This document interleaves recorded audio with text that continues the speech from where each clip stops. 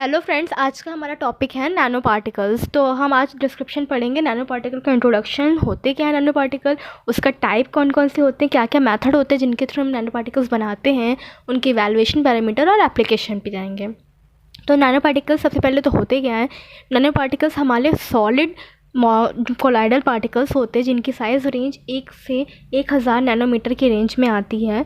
और इसमें क्या होता है, माइक्रो मॉलिक्यूलर मटेरियल्स से बना हुआ होता है मिलकर, जिसमें क्या होता है जो भी हमारा एपीआई होता है, एक्टिव इंग्रेडिएंट होता है, वो या तो डिज़ोल्व होगा, आइदर इंट्रैप होगा और इंस्कैप्सुलेट होगा या एब्जॉर्ब होगा। किसी भी फॉर्म में हम उसको देख सकते हैं। जो हमारा एक्टिव कॉन्स्टिट्यूएंट होते हैं वो या तो हमारा dissolve, entrap, encapsulate, absorb, either कुछ भी हो सकते हैं। जो हमारे नैनो पार्टिकल्स होते हैं उनमें हमने डिवाइड किया दो पार्ट टाइप में। देखिए, नैनोस्फेयर्स बताया हमने और नैनो कैप्सूल्स बताया। तो नैनोस्फेयर्स क्या होते हैं, ये नैनोस्फेयर मतलब जो मैट्रिक्स अंदर प्रेजेंट होता है, मैट्रिक्स टाइप ऑफ स्ट्रक्चर्स होते हैं जहाँ पे हमारी ड्रग जो होती है वो उसके अंदर डिस्पर्स होगी पूरी।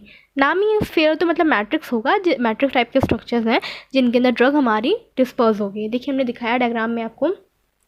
नैनो कैप्सूल नेक्स्ट है। तो नैनो कैप्सूल्स क्या होते हैं, हमारी एक मेम्ब्रेनस वॉल स्ट्रक्चर्स होते हैं जिसमें क्या होता है, जो किस चीज़ से बनी हुई होती है, ऑयल का कोर होता है। मतलब ड्रग जो होगी वो अंदर होगी और जो उसके ऊपर कोटिंग होती है, जो कोर होता है हमारा, वो ऑयली होता है। देखिए, हमने यहाँ पे दिखाया आपको डायग्राम, ये कैप्सूल टाइप का बताया जिसमें जो भी हमारी कोर होगा वो ऑयली होता है, एक्वस होता है, और मेम्ब्रेन हमारी पॉलीमेरिक मेम्ब्रेन होती है। ये हमने पढ़ा नैनो पार्टिकल्स का डिस्क्रिप्शन। अब हम बात कर लेते हैं types of nano particles. Nano particles के टाइप क्या क्या होते हैं, तो हमने एक आपको ये चार्ट फॉर्म में मैं दिखा रही हूँ। तो इसमें हम बताएंगे पहले कौन कौन से टाइप ऑफ नैनो पार्टिकल्स होते हैं, उनका नाम क्या है, कौन कौन से मटेरियल यूज़ होते हैं उनमें और उनके एप्लीकेशन फर्दर।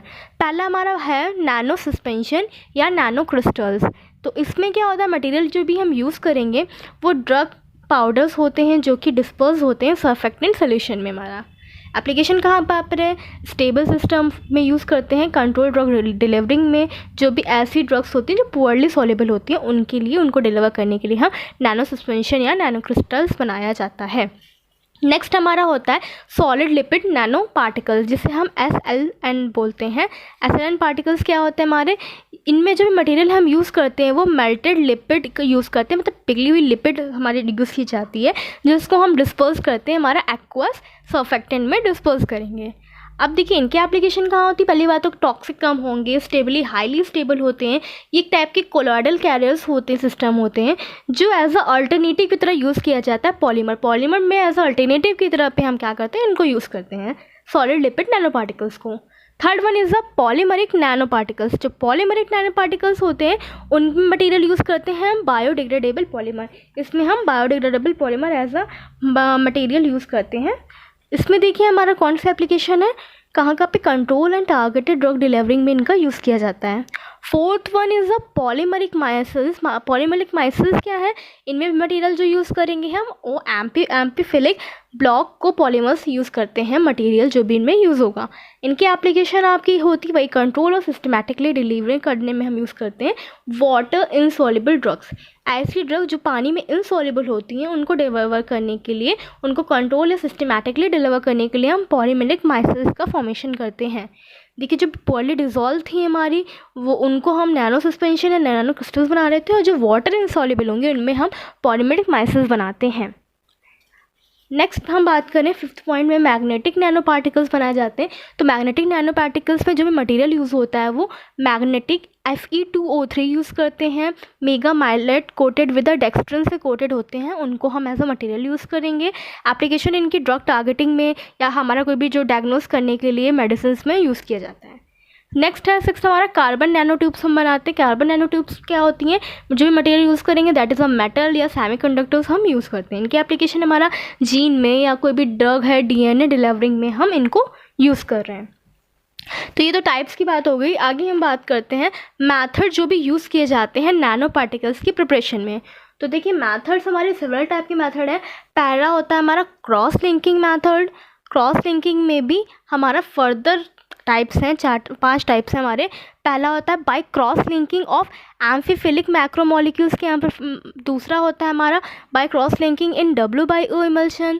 थर्ड है बाय इमल्शन केमिकल डिग्रेडेशन के थ्रू। फोर्थ है बाय फेज सेपरेशन।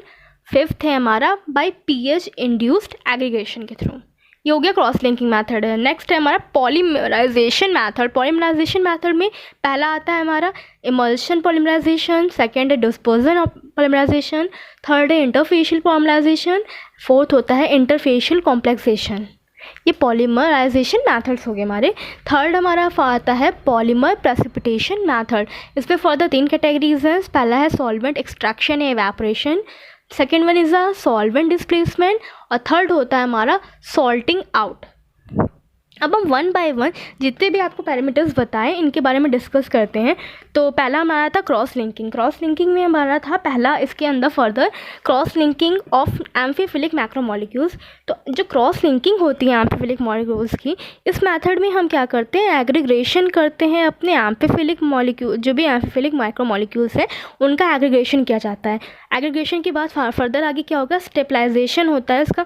उनका स्टेबलाइजेशन होता है आइदर या तो हीट का डिनेचुरेशन करा के कराते हैं या तो केमिकल क्रॉस लिंकिंग, इन दोनों में थ्रू किसी भी फॉर्म में हम क्या करते हैं, स्टेबलाइजेशन कराते हैं। ये हमारा बाईफेजिक होता है, करें ना बाईफेजिक O/W या W/O डिस्पर्जन सिस्टम में इनका हम ऐसा यूज़ करते हैं। देखिए ये तो बात हो गई एम्फीफिलिक मैक्रोमोलिक्यूल। सेकेंड इसमें था by cross linking in W/O emulsion. तो ये कैसे होता है, इसको हम केमिकल या हीट क्रॉस लिंकिंग भी बोलते हैं, इसका दूसरा नाम है। तो देखिए इसमें हम क्या कर रहे हैं, पहले हमने एक्वस प्रोटीन लिया, या जिसे BSA हमने लिया, एक्वस प्रोटीन लिया अपनी, एक्वस सोल्यूशन ऑफ प्रोटीन, इधर हम सर्फेक्टेंट लेंगे, पूरा सोल्यूशन था यहाँ पे, फिर हमने इधर ऑयल फेज लिया, इन दोनों को आपस में मिक्स किया, इमल्सिफिकेशन कराया under using high pressure homogenization के यूज़ करके हमने इसका इमल्सिफिकेशन कराया, दोनों को मिक्सअप किया, या हम ये कह सकते हैं हाई फ्रिक्वेंसी सोनिकेशन करा दिया। इन दोनों को बना क्या, W/O इमल्शन तैयार हो गया। जो W/O इमल्शन तैयार हो गया उसमें फर्दर हम सेंट्रीफ्यूगेशन करा देंगे और क्या करा देंगे, अपना जो नैनो पार्टिकल्स मिले उनको आइसोलेट कर लेंगे।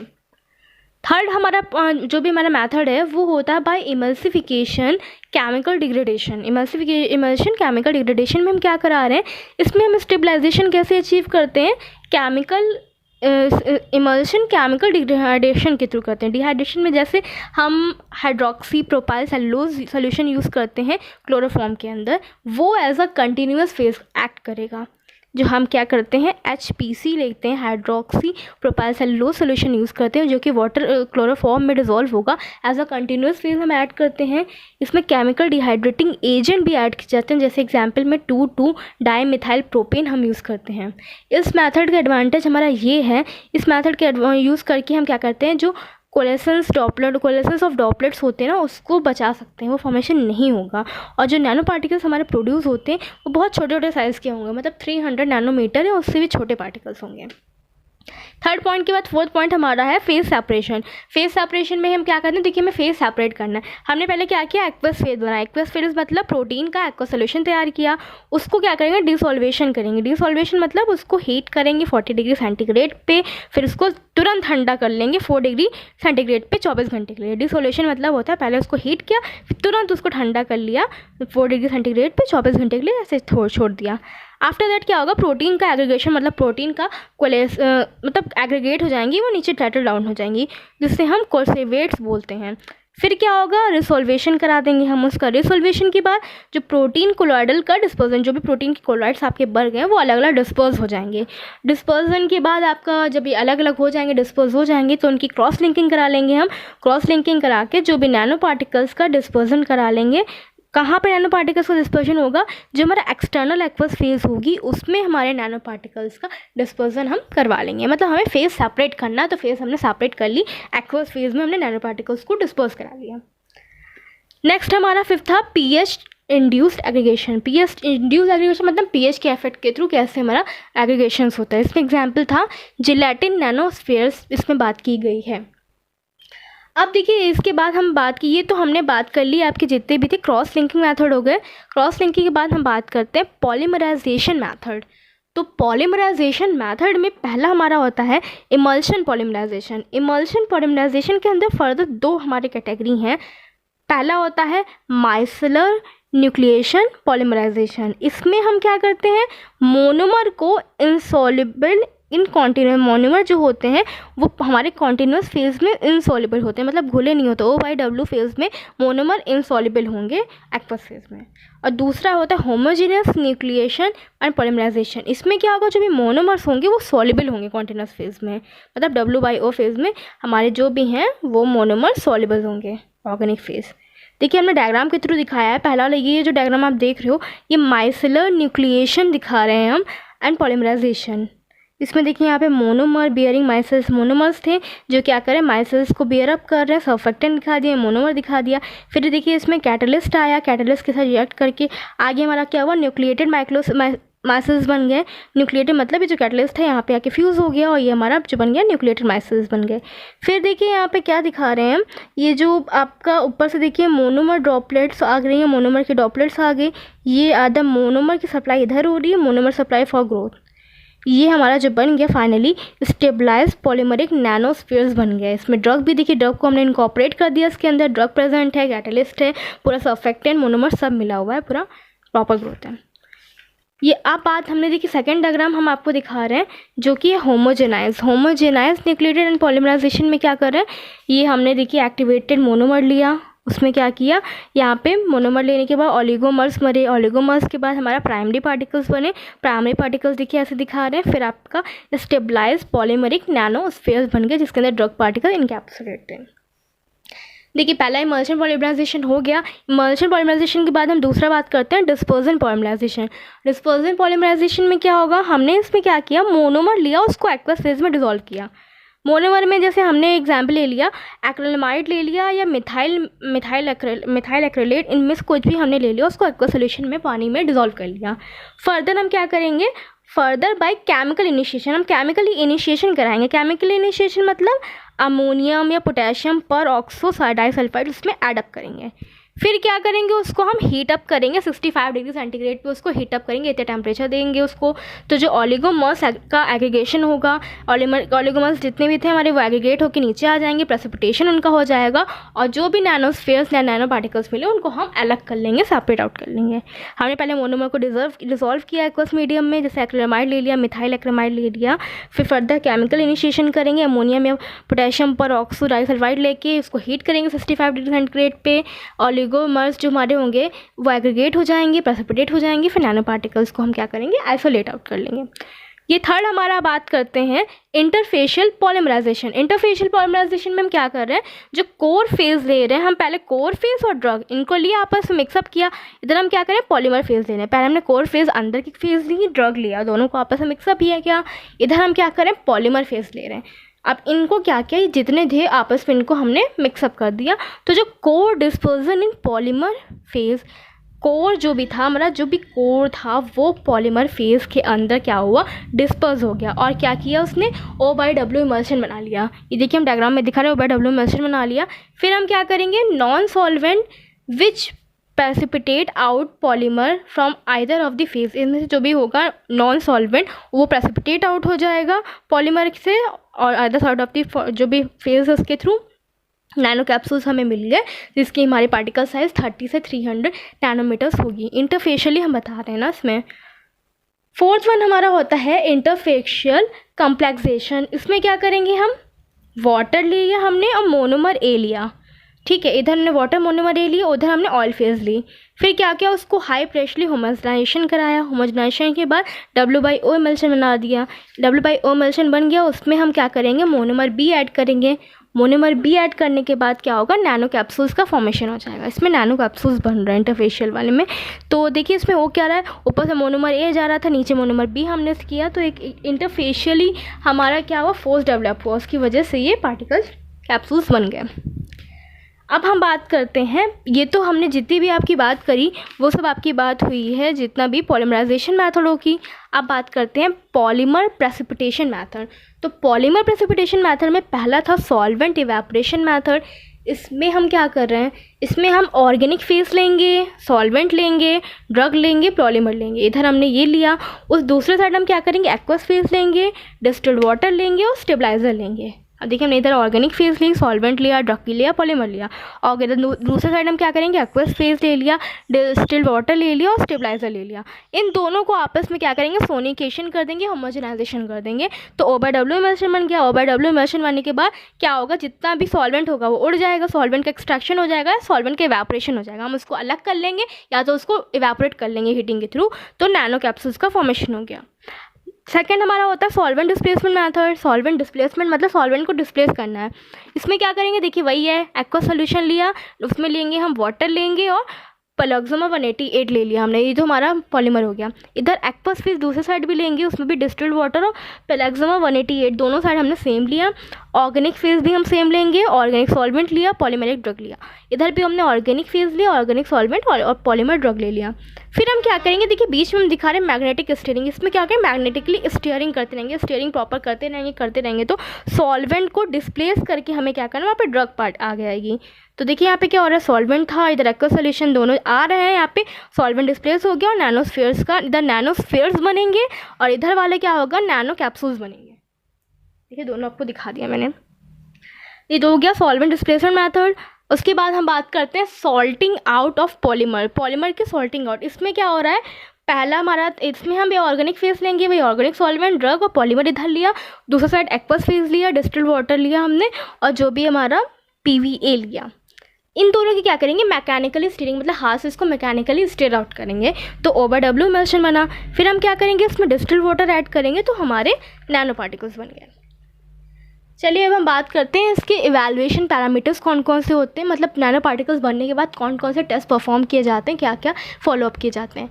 तो पहला हमारा है यील्ड ऑफ नैनो पार्टिकल। अगर यील्ड हमें निकालनी नैनो पार्टिकल्स की, कितना बने हैं, कितना फॉर्मेशन हुआ है, तो उसके लिए फॉर्मूला दिया है, percentage yield is equal to amount of particle या अमाउंट ऑफ प्रोडक्ट जो भी बना divided by amount of drug plus polymer, मतलब कितना ड्रग थी और कितना पॉलीमर, उसको मतलब टोटल कितना था, उसमें से कितना बना इंटू 100। ये करके हम क्या कर सकते हैं, यील्ड निकाल सकते हैं। सेकेंड हम ये क्या निकालना है, ड्रग एंट्रैपमेंट, मतलब कितनी हमारी नैनो पार्टिकल्स के अंदर ड्रग एंट्रैप हुई है, कितनी ड्रग फंसी है उस नैनो पार्टिकल्स में।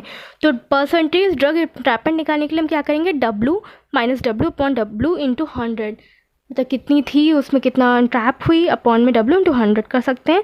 पार्टिकल साइज निकालने के लिए हम क्या करेंगे, उसके लिए डिफरेंट हमारे मेथड्स दिए होते हैं। पहला होता है पार्टिकल साइज़ निकालने के लिए फोटोन कोरिलेशन होता है, लेज़र डिफ्रैक्टोमीटर होते हैं हमारे, स्कैन इलेक्ट्रॉन माइक्रोस्कोपी होती है, नेक्स्ट है एटॉमिक फोर्स माइक्रोस्कोप्स होते हैं। इन सब के थ्रू हम पार्टिकल साइज़ को डिटरमाइन कर सकते हैं। पार्टिकल साइज़ के बाद आता है पार्टिकल शेप। पार्टिकल का शेप अगर हमें डिटरमाइन करना है नैनो सस्पेंशंस का, तो वो हम किसके थ्रू कर सकते हैं, SEM मतलब SEM के थ्रू कर सकते हैं। जिसमें भी हमारा जो भी सॉलिड नैनो पार्टिकल्स होते हैं उसमें हम लाइफराइजेशन मतलब SEM के थ्रू, हम एक माइक्रोस्कोपिक टेक्निक होती है, इसके थ्रू उसका शेप पता कर सकते हैं। आगे बात करते हैं 5th पॉइंट हम जीटा पोटेंशियल। जीटा पोटेंशियल से क्या कर सकते हैं, जो भी नैनो पार्टिकल पे सरफेस पे जो भी चार्ज है उसको यूजुअली मेज़र किसके थ्रू किया जाता है, जीटा पोटेंशियल के थ्रू करते हैं। जीटा पोटेंशियल के बाद हम बात कर रहे हैं क्रिस्टलिनिटी। क्रिस्टलिनिटी में मतलब हम उसकी क्रिस्टल लैटिस के बारे में पढ़ेंगे। तो नेचर क्या है क्रिस्टलिनिटी का, उसको हम किसके थ्रू मेजर करते हैं, एक्सरे डिफ्रैक्शन के थ्रू कर सकते हैं, या डिफरेंशियल स्कैनिंग कैलेरोमीटर के थ्रू कर सकते हैं, थर्मोग्राविमेट्री से थ्रू कर सकते हैं। जो डिफ्रैक्टिंग स्कैनिंग कैलेरोमेट्री होती है उसमें हम नेचर देखते हैं क्रिस्टल्स का, किसके थ्रू करते हैं, हम मेज़र क्या करेंगे उसमें ग्लास या मेल्टिंग पॉइंट टेम्परेचर और उनकी एंथैल्पी में जो भी चेंजेस आते हैं उसके थ्रू हम क्रिस्टलिनिटी को पता करते हैं कि किस टाइप का क्रिस्टल लैटिस प्रेजेंट है। अब बात कर रहे हैं हम डेंसिटी। डेंसिटी निकालने के लिए हीलियम कंप्रेशन पायरोनोमीटर का यूज़ करते हैं। डेंसिटी मेजरमेंट करने के लिए हीलियम कंप्रेशन पायरोनोमीटर। डेंसिटी के बाद बात करते हैं हम surface element analysis. Surface element analysis निकालने के लिए हम एक्सरे यूज़ करते हैं, फोटोन, इलेक्ट्रॉन, इन सब का यूज़ करते हैं। X ray, photon, electron.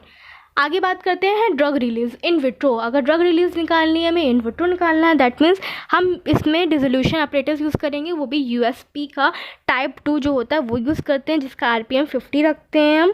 और जो इसके अंदर हम जो भरते हैं जो भी बफर सोल्यूशन, वो 900 ml फॉस्फेट बफर सोल्यूशन उसके अंदर एडअप करते हैं। टेम्परेचर 37 ± 0.02 डिग्री सेंटीग्रेड रखते हैं। इसमें क्या करते हैं हम, आफ्टर हम क्या करेंगे, अपना ड्रग सोल्यूशन ऐड अप करेंगे, जो भी हमारे नैनो पार्टिकल्स होंगे, नैनो कैप्सूल्स होंगे, विड्रॉ करते हैं 5 ml solution from the medium से हम क्या करेंगे, 5 ml सोल्यूशन हमें डिफरेंट टाइम इंटरवल्स में निकालना है स्पेसिफिक टाइम ऑफ पीरियड के लिए। फिर सेम वॉल्यूम जितना हमने निकाला उतने सेम वॉल्यूम में हम डिसोल्यूशन मीडियम उसी फ्लास्क के अंदर रिप्लेस करके ऐड अप करेंगे, जिससे उसका पूरा वॉल्यूम मेंटेन रहे। और क्या करते हैं, कांस्टेंट वॉल्यूम को मेंटेन रखने के लिए फिर हम क्या करेंगे, जो भी हम निकालते हैं, विड्रॉ करते हैं सैंपल को, उसको हम एनालाइज करते हैं यूवी स्पेक्ट्रोफोटोमीटर के थ्रू। ड्रग कंटेंट को, ड्रग कितना रिलीज़ हुई है वो निकालने के लिए उसके थ्रू निकालते हैं। आफ्टर दैट नेक्स्ट हमारा पॉइंट है स्टेबिलिटी निकालना हमको। तो स्टेबिलिटी क्या है, कैसे एस्पेक्ट निकालते हैं, नैनो पार्टिकल डिटर्मिनेशन के लिए हम ऑप्टिमाइजेशन के लिए क्या करते हैं, पहले हमने 4 डिग्री सेंटीग्रेड पे अपना +-1 पे हमने अपने पार्टिकल्स को रखा, सैम्पल एनालिसिस के लिए रखा उसको 90 पहले तो हमने उसको ऐसे ही रखा नॉर्मल टेम्परेचर पे। फिर हमने क्या किया, उसको 90 डेज़ तक उसको स्टेबिलिटी चैम्बर के अंदर रखना। हमने पार्टिकल्स लिया जो ड्रग बनाए, उसको पहले तो इतने टेम्परेचर पे रखा, फिर हमने 90 डेज़ के लिए स्टेबिलिटी चैम्बर के अंदर रखा। उसमें भी प्रॉपर टेम्परेचर, उसमें प्रॉपर जितना भी ह्यूमिडिटी जितना होता है सब फिक्स रहता है ना। जैसे 4 डिग्री हमने रखा, +-1 इतना मेंटेन करके रखा, 30 डिग्री सेंटीग्रेड मेंटेन करके रखा। फिर हम क्या करेंगे, ड्रग को एनालाइज करने के लिए 1, 0, 1, 2, 3 मंथ के इंटरवल पे क्या करते हैं, ड्रग को निकालते रहते हैं। उसका ये देखते हैं फिजिकल अपीयरेंस कैसा है, ड्रग का रिलीज़ कितना हो रहा है, उसमें कोई डिग्रेडेशन तो नहीं आ गई, उसकी सरफेस में कोई भी हमारा जैसे वो डिग्रेडेट ना हो गई हो, कोई उसमें इफेक्ट ना आ गया हो, वो निकालने के लिए हम 0, 1, 2, 3 मंथ के इंटरवल पे उसमें ड्रग कंटेंट निकालते रहते हैं। कितना कितना निकालेंगे, 1 टाइम इंटरवल पे, वो तो डिपेंड करता है कितना आपका ड्रग थी, उसके अकॉर्डिंगली आप उसको निकालोगे। ये तो इवैल्यूएशन पैरामीटर्स हो गए, कौन कौन से टेस्ट परफॉर्म किए जाते हैं। अब हम बात करते हैं एप्लीकेशन की। तो इसका जो नैनो पार्टिकल्स होता है उसका किस किस फील्ड में एप्लीकेशन है, उसको हम बनाते हैं तो किस फील्ड में किस जगह पे हम यूज़ करते हैं।